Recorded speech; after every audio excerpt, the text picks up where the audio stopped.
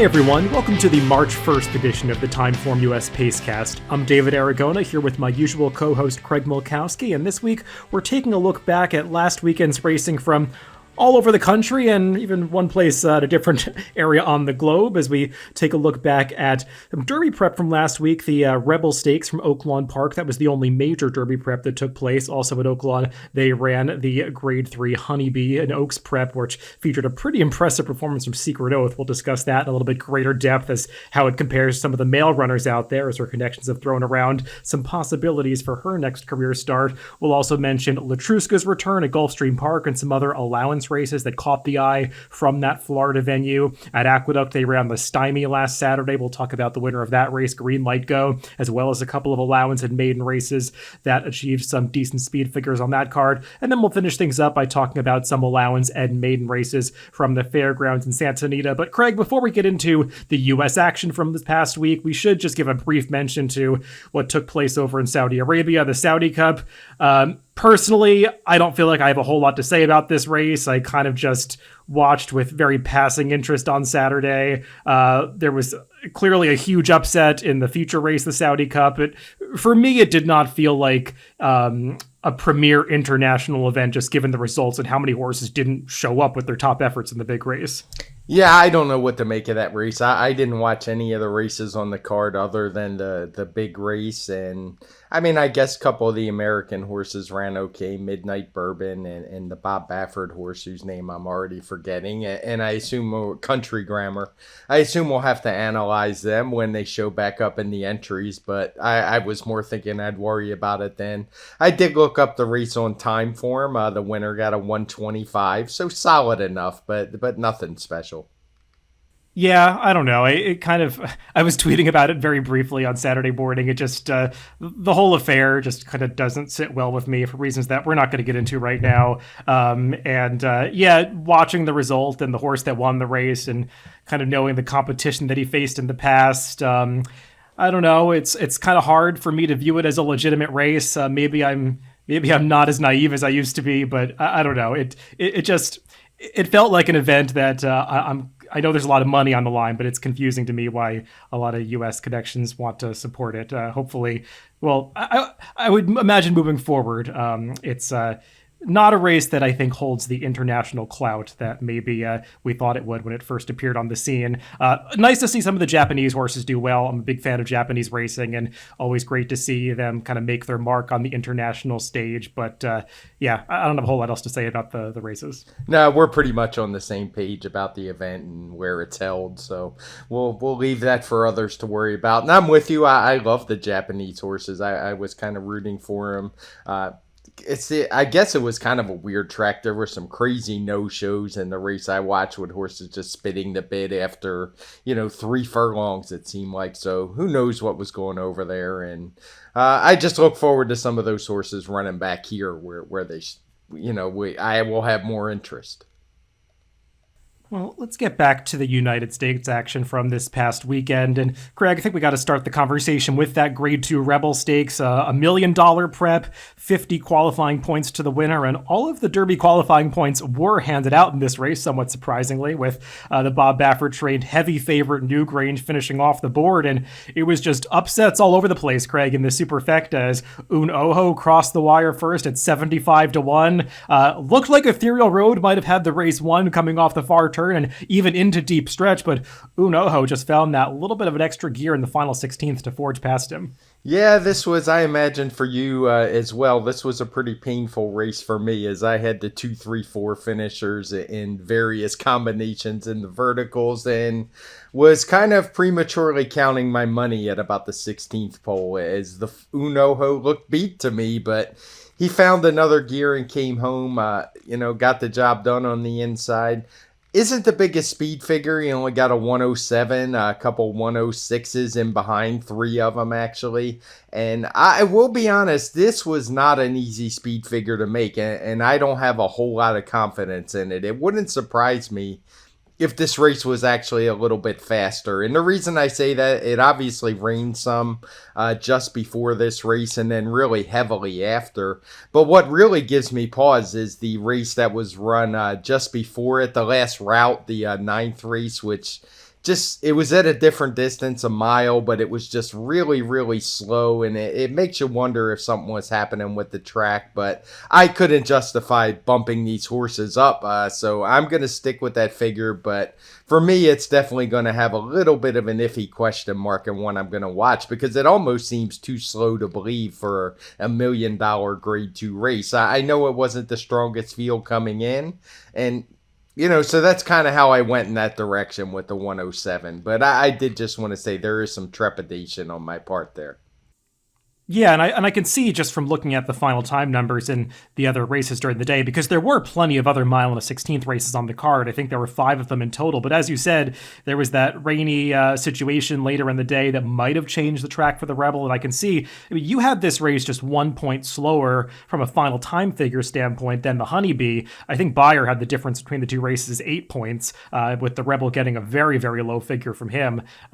So you had the race slightly faster, but I agree it's kind of difficult to figure out, especially with the one horse that was coming in with the fastest race, Newgrange, not showing up. I mean, the rest of the field, they kind of were running the types of numbers that they showed up running in the Rebel in the TimeformUS charts, kind of those numbers in the low 100s up to the 107 that Unoho ran. So it's kind of difficult to know what to make of the race, and you didn't have that big of a gap from first all the way back to 7th place. So it does feel like maybe it wasn't the highest quality prep. As for Unoho, Craig, would you say that this performance upgrades the Withers a little bit? Because he kind of was a surprising second place finisher in that race. And I know that was a number that some people questioned at the time. You gave it a much higher number than Beyer did for the winner early voting. I think there's a lot that still has to be decided about that race, and other horses would need to run back. But I think it at least it gives some credence to the number that you assigned the Withers.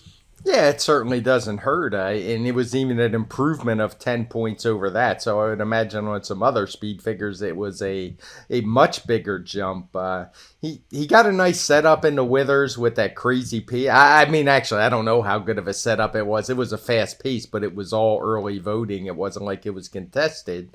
And he was able to pick up the pieces for second. He really didn't get that kind of pace in here.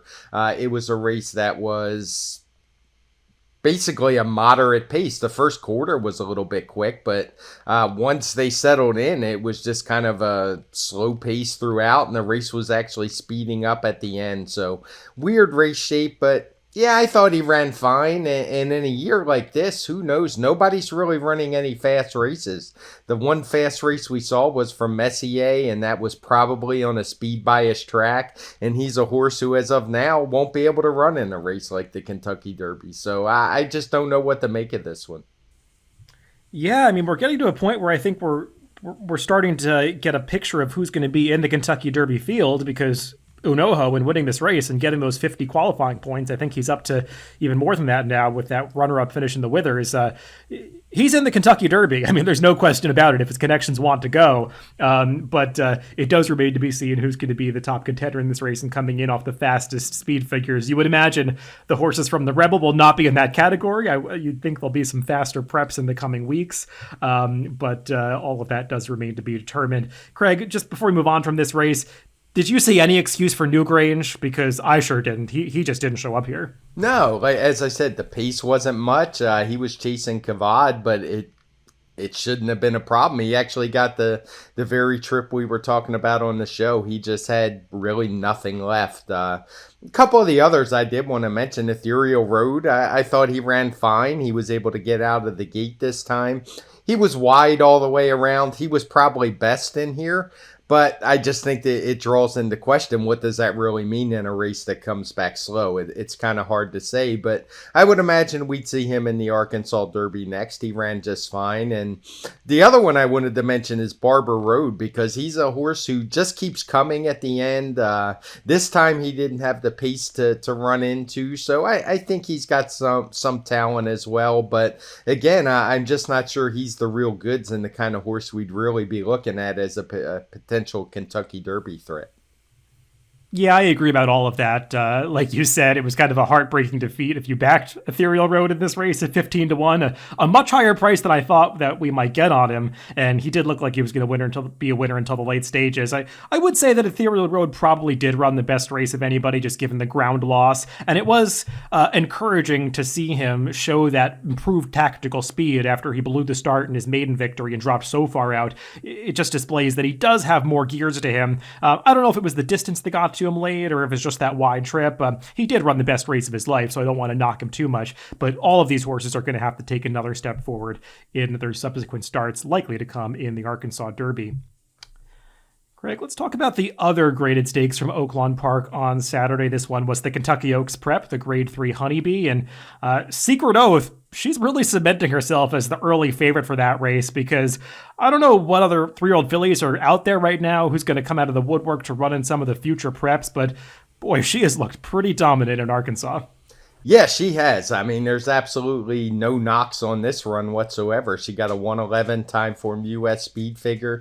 She did it chasing a race that had a pretty quick pace. We have some of the fractions coded in red. And what I actually really liked was even though she was saving ground, she was right up in there on that pace, wanting to get through. She was kind of blocked for a little bit, and not that it was a bad trip because it wasn't. It was a good trip, but I like that she showed that good tactical speed, being able to lay close to that pretty quick pace, and just once she got clear, I mean, she absolutely blew the field away. So personally, I have her at the top of the class. I know the champion hasn't come back yet, Echo Zulu, but she's going to have her hands full with this one if and when they meet up.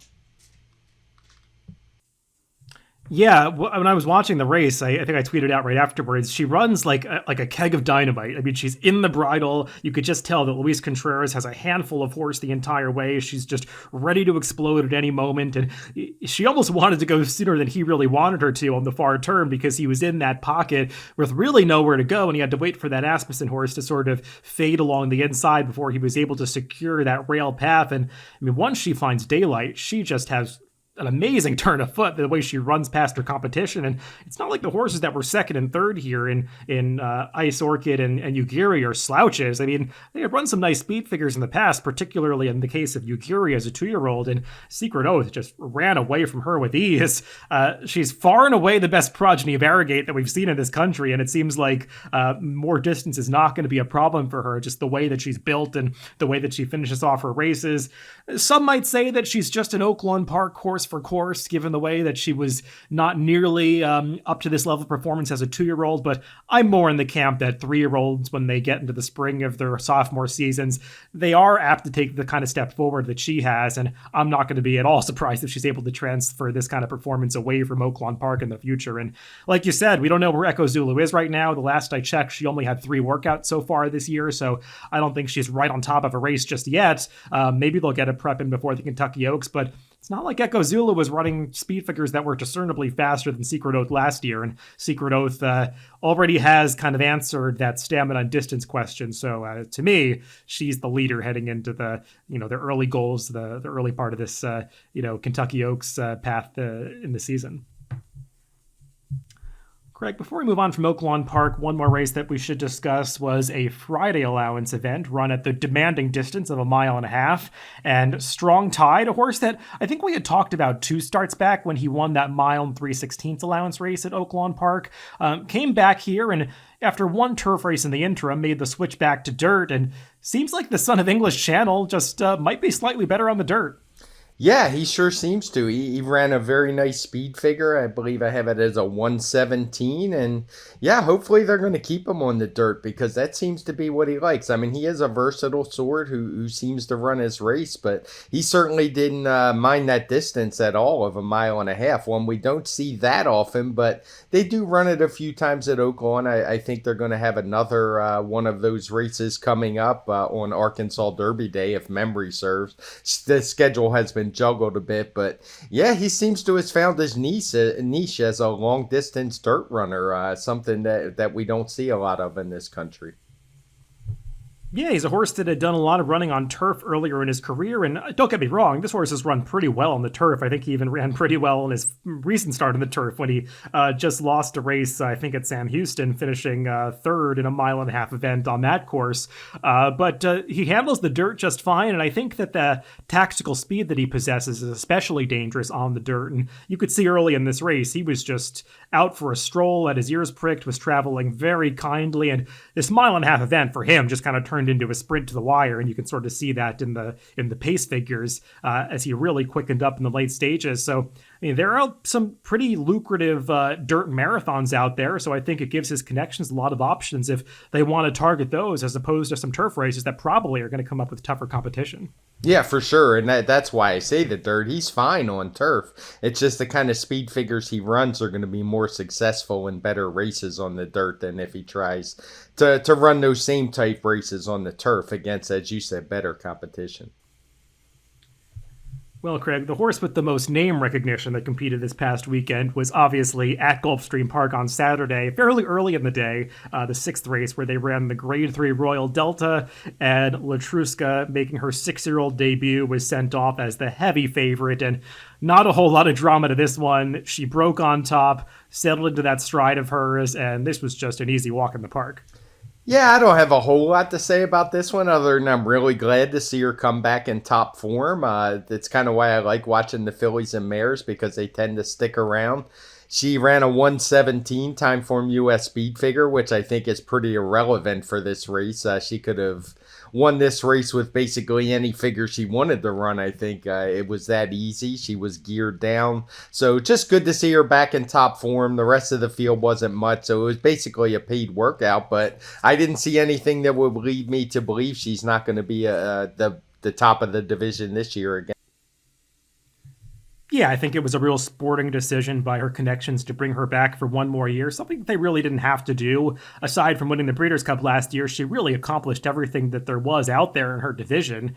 But she's likely to do it again this year based on her return. Like you said, she didn't run the fastest speed figure that we've ever seen out of her, but from a visual standpoint, I mean, she was never asked for anything close to her best, just basically geared down for the final eighth of a mile after traveling well in hand the entire way. So a visually impressive return to the races, and I'll be interested to see where they go with her next. I would imagine a race like the Apple Blossom, but I haven't read the reporting yet to see what the definite target is. Couple other races, or a few other races, I should say, Craig, that we should discuss from Gulfstream Park were all allowance events this past weekend. Not necessarily races that earned the highest speed figures, especially among the dirt races, but just some horses of name recognition from the past, like Reinvestment Risk, who won a Saturday allowance event going 6.5 furlongs.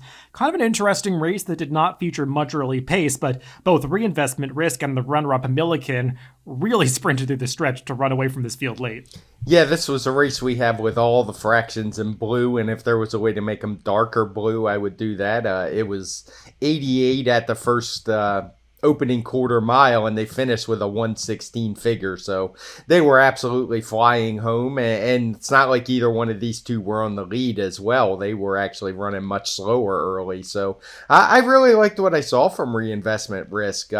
He was a horse who looked like one of the top 2-year-olds. He had run a good second in the Champagne behind Jackie's Warrior, didn't run well in the Breeders' Cup Juvenile, and then I don't know what happened in his 3-year-old season. He only had one race, didn't go very well. He ran into a couple monsters that day in Following Sea and What Do You Think Now, who are both in really good form, but went back to the bench. So just good to see him come back as a 4-year-old. As I said, the final time figure was a 116. Because of that really slow pace, it gets downgraded to a 109. But I liked what I saw, and hopefully Chad can keep him on the right track and keep him on the racetrack. Yeah, and this is a situation where I'd probably put a little bit more stock in that final time number, because neither of these horses were up on the pace. I mean, Reinvestment Risk wasn't that far off it. He was stalking, but both of them kind of swooped by the leaders coming off the far turn. So I wouldn't say that either one was necessarily helped by the slow pace, especially not Milliken, who, if you watch the early part of this race, there was a horse towards the back of the pack, I think the number 2, who tried to duck into the gap coming out of the start and really interfered with Milliken, and that's why he was so far back in the early early stages of this race. So I thought that they both ran well. I think the 3-length margin between Reinvestment Risk and Milliken would probably have been reduced if that the second place finisher had gotten a clean start. But they finished up really impressively, and I think both of these horses have shown talent. Milliken, a horse that had run well against Olympiad early in his career in that allowance race at Keeneland, a similar situation, a race that featured a very slow pace, and we've obviously seen Olympiad do some nice things out of that race. So I think Milliken still does have upside, and obviously Reinvestment Risk, who you summarized really well, just had that one start as a 3-year-old, and nice to see him get back on track here. He's obviously the kind of horse that could step up into graded stakes next time. Another returnee that we saw this past weekend at Gulfstream Park, Craig, on Sunday, in a similar kind of race, was First Captain, making his 4-year-old debut. This is a horse who had won the Grade 3 Dwyer last year, was an early contender, I should say, a horse that had been talked about maybe for the Travers, never made that race when he didn't run that well in the Curlin up at Saratoga, but coming back off the long layoff here, going a sprint distance, I thought he did what he had to do to win, though obviously this race didn't come back the fastest. No, it was another one. There wasn't a ton of pace in this race, and he was sitting way at the back. I think he did what he had to do. He ran a 102 TimeformUS speed figure. I would expect better from him when he shows up again. So, not sure. I mean, he wasn't the fastest horse last year when he had all the hype. I wasn't as high on him as some other people were, especially when they were talking Travers. I really didn't see that at all, but it was a decent enough return, so I'll be interested to see where they spot him. This just seems like a kind of easy spot to me. I would be more interested in a horse like Reinvestment Risk than I would First Captain. Yeah, First Captain's a funny horse. Last year, I kind of always got the impression that he was going to appreciate added ground. That didn't turn out to be true in the Curlin when he tried a 1.125 miles. Maybe something went wrong that day because we didn't see him for so long after that. But coming back up the 7 furlongs here, it just felt like it was a starting point. And watching this race visually, he does kind of have that propensity to take a long time to hit top gear. And you could see even coming to the top of the stretch, it really looked like he wasn't going to get much in this race. He was kind of idling a little bit, but he really leveled off nicely in the final 16th of a mile and galloped out strongly. So that bodes well for him potentially improving in subsequent starts, but he's the kind of horse that's, I think, always been a little bit underwhelming, especially from a TimeformUS speed figure standpoint. He hasn't run quite as fast as I've seen on some other speed figures when you look at the TimeformUS numbers, and it's partly due to his running style and the fact that he's closed into some slow paces. So he's going to have to show that when he gets into a race with more pace that he can really step up and run that fast race, something that he hasn't quite done yet, and I don't think his accomplishments are quite aligned with his overall reputation. So we'll see how much money he takes and where they decide to run him next time out. Greg, one more race from Gulfstream that I'm kind of interested to get your take on is the race that took place right before First Captain's allowance. This was another allowance event on the turf, going 1.16 miles. And the winner of this race, Midday Image, I know we only gave him a 1:15 TimeformUS speed figure, and you could talk about maybe having to downgrade that a little bit because of the pace. But I mean, I'm sure this was the kind of speed figure that could have been a whole lot higher, because anytime a horse wins by 5 lengths on the turf, they're typically running pretty fast. And there was some talent behind him in this race, and he just he just destroyed this field. Yeah, this was a speed figure that I honestly had no idea what to do with. They actually ran 4 races at the about 1.16 miles distance, all with the same rail, all with the same run up. Even though they don't give it, I kind of verified that the gate was in the same place and timed them, and they were all the same. But this race was just totally off the charts. I mean, if I just rated this with all the other races, I think he'd have been running like in the 140s or something. It was some crazy number. So I kind of just had to use the other horses. I do think the fast pace, which he said had a lot to do with it. That tends to happen on turf when horses go really fast, because they don't generally do that. And it kind of holds back the final time. So these are really tough ones. I settled on about a 1:15. But he's a horse who's obviously in just raging form right now. He had run a 1:12 last time. He's a horse who's always dangerous on the front end. And he's the kind of horse that I'm going to root for, because he just goes out there. He goes fast, hopefully, because when he does, I think that's when he has his best chance. And he did it here for sure. Very tough figure. So I just buyer beware when you use these. If anything, though, I would say it could be quite a bit quicker. The one concern I do have is the first two just ran in kind of a merry-go-round around the track despite that fast pace. So it's just a weird race, and it's one that the figures were very tough. Like I said, I did time them all just to be sure and did the best I could making the number. Yeah, when I added this to the rundown for us to discuss today, I hadn't seen your number yet, and I was kind of curious to know what you would do with it because it just seemed like such an outlier race. And yeah, I don't know what the right answer is, honestly. I kind of would have imagined the number would be a little bit higher for the winner midday image, just given the margin back to the rest of the field and back to some pretty reliable runners. I mean, you look at the 3rd through 9th place finishers of this race, and kind of all those horses are regressing 10 points. So, I mean, you could argue this number should be at least 10 points faster. And it's a little hard to justify for the top 2 finishers, though I will say the runner-up Microphone, we had talked about his debut race at Tampa Bay Downs on the Pacecast a few weeks ago, and winning that race, he kind of looked the way that Latruska did winning the Royal Delta. I mean, he was never asked for anything in that win, so I think Microphone's number could have been a lot higher than the 101 that he got, so maybe that's holding down the projection just a little bit. He was bet down to 6-5 in this race, so I think everybody watched how visually impressive he was in that prior start. But I mean, midday image, if you look at his past performances, he's a horse that has always upped his game on that Gulfstream Park turf course. He clearly loves to kind of hear his feet rattle on that hard going at Gulfstream Park, and that was the case on Sunday, I should say. The turf was playing fast, and he just kind of rode it to a very fast final time. I'm not going to say that he's going to be a graded stakes horse moving forward, but this did seem like a pretty fast race in isolation. Yeah, this is one I'm going to give a hard look at. It's kind of, I always flag when I do the figures ones that I want to go back once they're in the chart, because it's a little bit different looking at them in the chart than it is on my worksheet. It's a little bit hard to explain if you can't see it, but it just, you can kind of give the visual and actually see the lifetime figures. So it is one I'll revisit, especially consider a Microphone, as you said. Tough day. Either way, you still would have had to break this race out. It was that much faster than all the others, I think, because of the pace. But yeah, if I had to recommend one way or the other, I would say this horse was probably faster than the figure we gave him.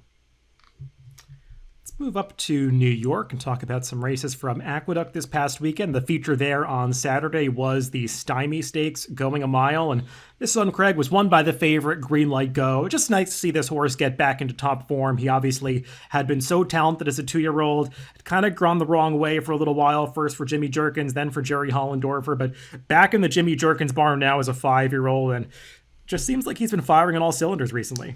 Yeah, he's running really well. He got a 117 TimeformUS speed figure, which is pretty much in line with what he's been running since he returned to that Jimmy Jerkins barn. He had kind of got that big number out of nowhere in the fall high weight because he really hadn't been running those kind of figures. I think that was a career best. He then backed that up with another career best in his allowance win when he won by 9 and was able to transfer that form to the stakes division. So I imagine the Carter's going to be next. I think I heard him talking about that on the Fox show, and it makes perfect sense for him. And I would imagine he's going to be a pretty strong contender because I can't think of a lot of other alternatives out there right now. Yeah, this looked like a competitive race on paper, I think, for the minor awards behind Green Light Go. Clearly, if Green Light Go had run that recent speed figure that he got winning that allowance race back in January, he was going to be pretty tough for this field to beat, and it did play out to be kind of competitive behind him. The big no-show in this race was the number 2 Waxman, who looked like he was cycling up to a top effort for Todd Pletcher after coming out of a pretty fast maiden and allowance victory, but you could see right from the start that he was kind of back to his old antics, not getting into stride coming out of the starting gate, racing greenly. He's a horse that I imagine has been frustrating for the connections, and they've had to work on him a lot, and it just seemed like he kind of regressed to his original version in this race, so not a good effort from him. That might have made the race somewhat easier for Green Light Go since he was the clear second choice, but I still think Green Light Go ran pretty well. He set an honest pace, and I would say for a horse like Green Light Go, he's probably the kind of horse that you would like to see turn back to 7 furlongs rather than stretch out to the mile and the 16th if they were going to go one way or the other. weather. I think a mile is kind of the very max for green light go, and a little shorter might even be better for him. So I think the Carter is the perfect spot to try next time out. Yeah, and I would agree. Not only not going longer at the mile, I think I like the one turn for him more than if he were to try a two turn. It just seems like it fits his running style. Now, there were 2 1-mile races run back-to-back on this card at Aqueduct, an allowance race that took place right before the Stymie at the same distance. And this allowance race, Craig, actually went a couple ticks faster than the Stymie, though it had a slightly different pace situation and certainly a different race flow, as the top 2 finishers closed from mid-pack to towards the back, as Zoomer and Danny California just kind of swooped by the deep stretch leaders in the late going to get up for the first and second spots. Yeah, this was a pretty strong allowance race for sure, with the top 4 all running between 114 and 116 Timeform US speed figures. It did seem to be a good pace setup, as the 2 on the front end really kind of, I don't want to say fell apart because they were still running, but you could tell the horses Zoomer and Danny California really kicked in that last 16th of a mile and made up some pretty significant ground on those 2. So it was a strong allowance race. Sometimes the pace will dictate the final times, and I think it's more of an illusion that these races were so close on final time. Like if Green Light Go was the race against them, I think he would deservedly be a heavy favorite against them, despite only a 3-point higher speed figure. But a solid allowance race, and it wouldn't surprise me a couple of these took a swing in stakes competition next time out. Yeah, this was a frustrating one for me to watch because I had made Captain Bombastic my highlight horse of the day. I thought that he was really kind of getting into the right spot here, and I still think he might have run the best race, but you just kind of had this crazy runoff leader in the Sound who opened up over 4 lengths on the field in the early going to achieve that 44 3/5 half mile. And when you're the first horse trying to chase down a runoff leader like that, I know you agree with me on this, Craig. It's kind of the worst position to be in, to have to make that first move to reel in that horse and then try to hold off the closers. And it just didn't work out. You could see coming into deep stretch, both Captain Bombastic and Sound Money were just getting so tired, and those 2 closers were able to swallow them up. But, take nothing away from the winner, Zoomer. He's a really nice horse. He's kind of tried a variety of class levels throughout his career, but seems like he's really going in great form right now. Ran this race for the Tom Morley barn. He was claimed out of this race by Linda Rice, somewhat shockingly to me, given Linda Rice's recent performance with claims at Aqueduct, that she kind of shelled out $62,000 for this one, but she's going to keep picking up new horses for her barn, and we'll see if she's able to have the same success with Zoomer.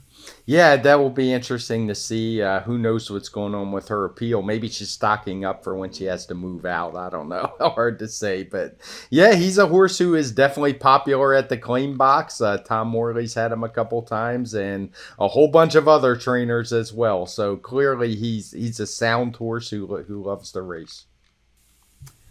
Before we move on from Aqueduct, one more race to discuss from this past weekend was a maiden special weight that took place a little bit earlier on that Saturday card for the 3-year-olds. And Craig, I think this was a pretty high-quality affair, as the first-time starter for Chad Brown and Klarovich Stables, highly respected, shipped up from Florida and was able to get this victory, beating the runner-up Actualize, who showed a ton of early speed, kind of zipping away from the field in the early going. And these 2 dominated it towards the front end, but I'm not going to be surprised if some of those firsters or lightly raced horses that finished behind them can improve out of this race, because it was an unusually fast affair for New York at this time of year. Yeah, this was a pretty strong race. The Chad Brown horse got overlooked as they were all betting the Todd Pletcher horse second time out. I think... Was he a first-time starter? I can't remember. First-time starter. Yeah, for another first-time starter. Took all the money. This one got off at 7-1. Actualize, unsurprisingly, went out, set a fast pace. He had done that before and was shown clear on the front end on the pace projector. And I liked what I saw from Highly Respected. He gets a 105 Timeform US speed figure for the win. And he actually, maybe not to the extent of the Captain Bombastic, but he was kind of in that chase mode, trying to run down the clear leader, and he did it with ease. Now, maybe it helped that there were no real closers coming at him, but he was finishing off his race. It's not like he won by default and was staggering home. His figures were actually getting faster throughout, so I liked what I saw from the first-timer. Yeah, he ran really well. I liked everything I saw from this horse. He was so professional. And as from a pedigree standpoint, we'll see how far he ultimately wants to go. He's by Dialed In, who I know a lot of people think is kind of an underrated sire. He gets horses that can go a variety of distances. He's a half brother at a Bayer's side who was a very precocious 2-year-old who won the Sanford at 6 furlongs. So that says a little more sprint. We'll see what they want to do with this horse moving forward. Some of the ones that finished him behind, both Todd Pletcher horses, kind of looked like they needed a start. Even Mystic Quest, who had trained so well coming into this race and was bet down to 6-5, just looked a little bit sluggish. He's the full brother to Point of Honor, that former George Weaver horse that kind of wanted to go 1.125 miles, 1.25 miles. So wouldn't be surprised if Mystic Quest shows up in a route race next time out and strapped. Just kind of missed the start, a horse that will probably benefit from this experience. So I think we'll see some nice runbacks out of this race, but clearly the winner was ready to deliver on the day. Let's move on to the Fairgrounds, where saw a returnee on Friday. That's a familiar name from last year's Triple Crown Trail. Proxy, a horse that picked up some Kentucky Derby qualifying points. I think was even in the conversation to be in the Kentucky Derby before he went to the sidelines. I think he last ran in the Lexington Stakes last April, but he came back off the layoff here for his 4-year-old debut and thought he ran pretty well, Craig, to run down some leaders who set up a nice pace, but we already know this horse is a nice finish on him. Yeah, he was a horse who was on that Louisiana Derby trail last year, and I had actually missed this race, so I was glad that you pointed it out. We hadn't seen him since the Lexington last year. He came back with a 112 TimeformUS speed figure. Personally, I would have liked to have seen a little improvement over his 3-year-old figures, but I'm not saying he won so easy. He probably has some improvement in him. I'm not sure how good this one is. I mean, he was always just kind of close, but not able to get the job done in that stakes competition. But the herd seems to thin out a little bit if you race into your 4-year-old year. So maybe he'll be able to take that step forward. Yeah, like I was saying, he got a pretty good setup. There are some red color-coded fractions in the TimeformUS PPs that I think helped set up his late run. But when you watch this race, I mean, he was still a good 4 lengths back at the top of the stretch. And he really did do some running to swoop past those leaders late and open up nearly 4 lengths by the time they got to the wire. I mean, he was really charging and running through the finish line, which I like to see with horses like this coming off the layoff, and maybe he can take that step forward next time. He is a horse that I know I've mentioned in the past. I would love to see him get a chance on the turf, just kind of the way he runs and being bi-tappet and a half-brother to Micheline, who's a very good turf horse for these connections. I would imagine something they kind of have in the back of their minds they might try eventually with him. So maybe if dirt doesn't work out some of the top races, they'll eventually try that surface, but I thought this was a decent return to the races. Yeah, the one thing I'd say is he's been pretty versatile. He's won wire to wire. He's pressed the pace and run well, and now he's going. And a couple times he's come from well back to run well. So he seems to be one that does adapt to the pace scenario, and that's always a positive. Well, Craig, not that Secret Oath really needed any flattering, but she got some of that on Saturday at the Fairgrounds as Matareo, who was coming out of a pretty decisive loss to Secret Oath in that allowance race back on New Year's Eve, cut back in distance and faced some slightly easier competition here. And she took a big step forward going the 6 furlongs, showed a lot of early speed, and ran away from this field pretty impressively. Yeah, that was good. It was a turn back in distance, so maybe that had something to do with it, but that's going to be a good figure from her. I don't have the exact figure. I think it's going to be around the 106 range, so I believe that would be a career best for her, and she's one who's promising. I would imagine they're going to keep her shorter because it seems like that's what she's best doing. Let's finish things up by talking about a couple of maiden events that took place at Santa Anita on Saturday. One for the 3-year-old fillies and another for the older horses. That 3-year-old filly maiden event, Craig, was won by the first-time starter Ganadora. Unsurprisingly, for the Bob Baffert stable. And again, still not quite shocking that she was a $1 million yearling purchase, since almost every horse in the Bob Baffert stable seems to sell for somewhere around that sum. She certainly delivered in her debut here, just ran like a horse that was well prepped. And I don't know. I don't have a whole lot to say. She just looked like another pretty promising horse unveiled from this stable. Yeah, I don't have the official speed figures for this one yet. I'll have them later today, and I'll post all the notable figures from the weekend. But I would imagine she's going to get right around a 107. So for a 3-year-old filly, I mean, it's certainly a a stakes type number already in this year. So I imagine she's one with a bright future. Who knows what that future holds, being the barn she's in. She's obviously not a horse that we'll talk about for the Oaks, but she's certainly one with some potential. Yeah, I haven't seen the pace figures for this race. It looked like it was a pretty fast pace, especially compared to the second maiden race we're going to talk about. And the horse that was kind of contesting the pace with her did fade pretty badly. And, she was able to finish up it pretty well after setting those honest fractions. So some promising things about this filly.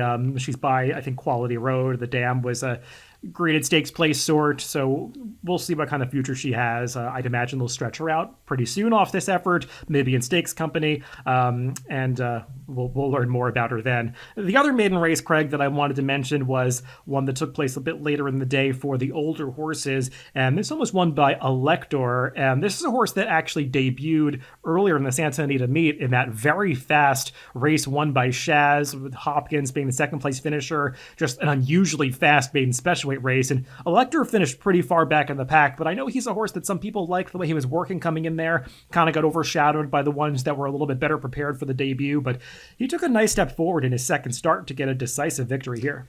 Yeah, this is a race that had a distinctly different pace than the other one you mentioned. That one had a pretty good quick pace. Ganadora is going to get a pace upgrade of 4 or 5 points or so.